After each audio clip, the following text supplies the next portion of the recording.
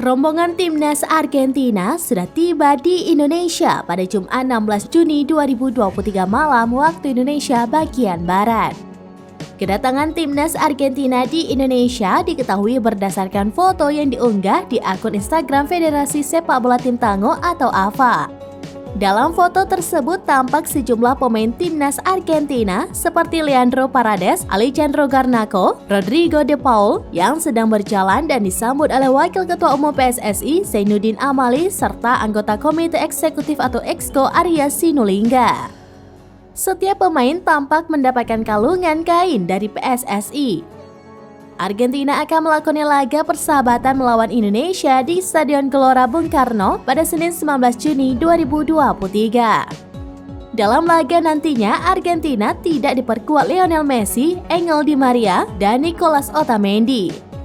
Mereka layak mendapatkannya, ujar Scaloni. Menurut Scaloni, semua pemain Argentina secara logika ingin pulang. Hal itu mengingat kondisi fisik para pemain usai menjalani musim yang panjang bersama klub masing-masing.